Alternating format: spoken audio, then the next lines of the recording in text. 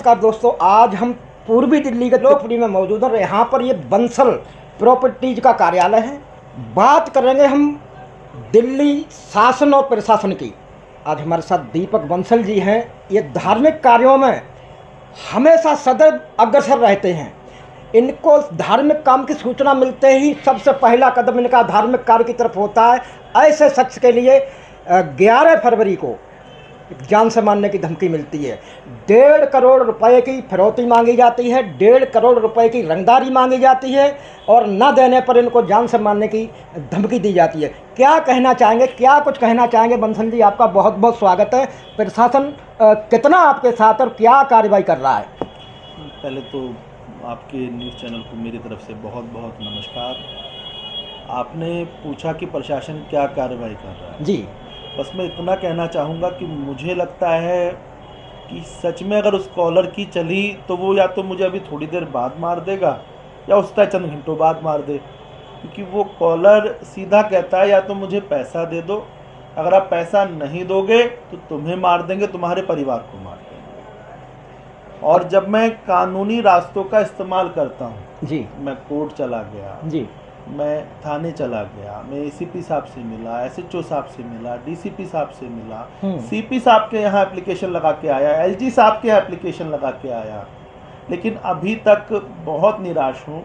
11 तारीख से लेकर के आज 6 तारीख हो चुकी है, लगभग महीना पूरा होने जा रहा है साहब। 11 तारीख को महीना पूरा हो जाएगा। अभी तक किसी भी तरीके की कोई भी कार्यवाही किसी भी तरह से नहीं हुई है। अब मैं क्या करूँ, मेरी समझ में नहीं आ रहा। अगला कदम क्या होगा इस कार्य को लेकर के जो आपको धमकियां मिल रही हैं? रंगदारी आपसे बराबर मांगी जा रही है, परसों भी आप बता रहे हैं, परसों के दिन भी आपके पास कॉल है। क्या ये फ़ोन नंबर अदल बदल के आते हैं, एक ही नंबर से कॉल आता है? मैं बताऊं, मेरे पास 2 नंबरों से अभी तक रंगदारी मांगी जा रही है जी, और 2 नंबरों से में से भी एक नंबर से मुख्यतः बार बार रंगदारी मांगी जाती है। वो व्यक्ति बार बार मुझे धमकी देता है, बार बार मेरी भावनाओं से खेलता है।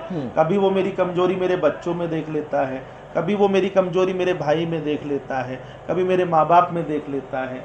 लेकिन साहब, आज मैं इतना परेशान हूँ।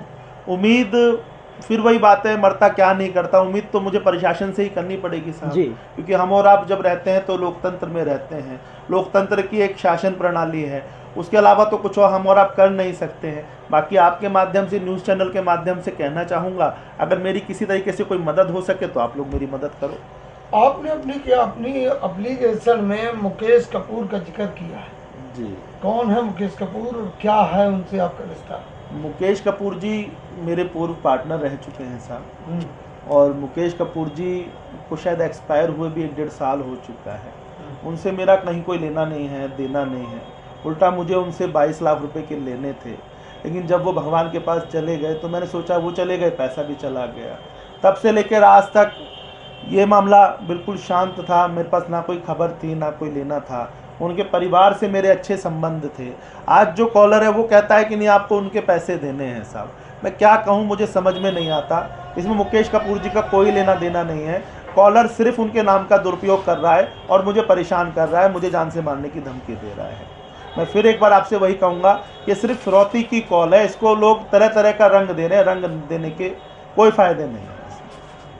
दूसरी चीज़ ये है, मान लीजिए हो सकता है मेरा आपका कोई लेन देन हो, तो आप जान से मार दोगे बंदे को?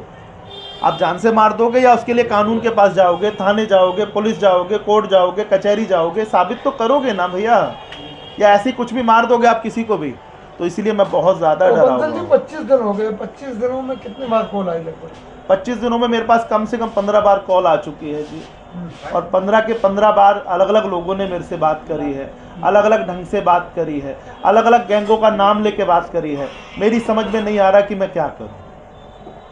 बस मेरी फिर भी वही बात है, फिर मैंने अभी कहा कि मेरी मजबूरी फिर यही है कि मुझे तो डिपेंड प्रशासन पे होना पड़ेगा।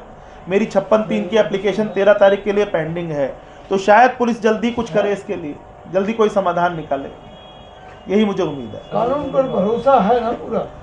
अगर कानून पर हम भरोसा नहीं रख पाएंगे तो शायद हम घर से नहीं निकल पाएंगे साहब। कानून पर हमें पूरा भरोसा था, है और रहेगा, क्योंकि कानूनन प्रणाली के अंदर भी हमारा लोअर कोर्ट है, उससे ऊपर भी कोर्ट है, उससे ऊपर भी कोर्ट है, उससे ऊपर राष्ट्रपति हैं। तो मैं हर प्रकार से अपने अधिकारों का इस्तेमाल करूंगा और बड़े से बड़े अधिकारियों पे जाऊंगा। कोई तो सुनेगा, लोकतंत्र है, शायद कोई ऐसा सुनने वाला हो जो हमारी बात को सुने। पिछले दिनों आपने डीसीपी कार्यालय पर प्रोटेस्ट किया था और हमारे सामने भी आश्वासन दिया गया था आपको, उसमें तो उसके बाद क्या हुआ? कुछ नहीं हुआ साहब, हमें केवल आश्वासन दिया गया, लेकिन आश्वासन देने के बाद हमारे आईओ साहब ज़रूर चेंज हुए, लेकिन आज आईओ साहब कहते हैं कि साहब मैं तो अपनी ट्रेनिंग में बिजी हूँ और जब ट्रेनिंग से फ्री होऊंगा तब आपके बारे में सोचूंगा। और जब मैं इस बात को लेकर के थाने जाता हूं या किसी से पूछता हूं तो हमें कहा जाता है कि आपके पास आपके डिवीज़न अफसर का नंबर है, आपके बीट वाले का नंबर है। तो मुझे ये लगता है कि शायद कि कोई गोली मारने आएगा तो मैं अपने पुलिस वाले को फ़ोन करूंगा, भाई फला आदमी मुझे गोली मारने आया, तुम आके मुझे बचा लो। तो एक तरीके से हमारी जान माल के साथ तो खिलवाड़ हो रहा है सर, और कुछ नहीं हो रहा है। कहीं कोई आश्वासन काम नहीं कर रहा है। आश्वासन हमें सभी लोग देते हैं, लेकिन ना तो कोई हमारी सुरक्षा का प्रबंध करता है, ना ही कोई आज उन मुजरिमों को पकड़ता है। हमें दूसरी शब्दों में कहूँ तो ऐसा नहीं लगता कि हम दिल्ली शहर में रह रहे हैं, हमें सच में ऐसा लगता है कि हम कहीं बीहड़ में रह रहे हो जहाँ कानून नहीं होता है। सवाल ये है बंसल जी कि आप जैसे लोग रसूखदार लोगों के साथ इतनी बड़ी मुश्किल है, आम जनता को कितनी होती होगी? इसीलिए तो और चिंता होती है साहब कि हमारा तो फिर भी थोड़ा बहुत कानून की जानकारी रखते हैं, थोड़ा बहुत पुलिस प्रशासन की जानकारी रखते हैं, थोड़ा बहुत सबकी जानकारी रखते हैं। तो जब हमारे जैसे व्यक्ति का ये हाल है तो शायद आम जनता को बचाने वाला तो भगवान ही मालिक है, तो इसीलिए कुछ नहीं कहा जा सकता। तो ये है दीपक बंसल जी, और ये धार्मिक कामों में, नेक कार्यों में बड़ा आस्था रखते हैं। और इनका जो परिचय है वो हम आपको बता देना चाहते हैं। आप सुन रहे होंगे, हमारे चैनल के माध्यम से आप सुनेंगे। इनका परिचय जो है सीपी से लेकर के और एक थाने के एसएचओ तक है, वो है थाना मयूरी विहार फेस 1। जब ऐसे नेक कार्य करने वाले व्यक्ति को बराबर जान से मारने की धमकियां मिल रही हैं, बराबर 1.5 करोड़ रुपए की रंगदारी मांगी जा रही है।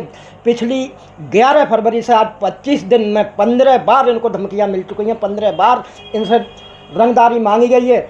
अब देखना यह है, अभी 2 दिन जस्ट पहले हमें खुद, जब हम इनका इंटरव्यू लेना डीसीपी कार्यालय के सामने पहुँचे हैं तो एसीपी ने आके खुद हमको आश्वासन दिया था कि आप भाई साहब अभी ठहर जाइए, मैं पूरी कार्रवाई कराऊंगा और एसएचओ आने वाला। लेकिन अभी तक एक तरफ इनकी गर्दन पर छुरी लटकी हुई है, पता नहीं कब कौन सा कदम इनका पड़े जहां पर इनको गोली लग जाए। वहीं पर एक दिल्ली, पूर्वी दिल्ली का प्रशासन पता नहीं एक बहुत बड़े हादसे का इंतजार कर रहा है। हम आपको ऐसी तमाम छोटी बड़ी खबरें बराबर दिखाते रहेंगे। देखते रहिए GM इंडिया न्यूज़।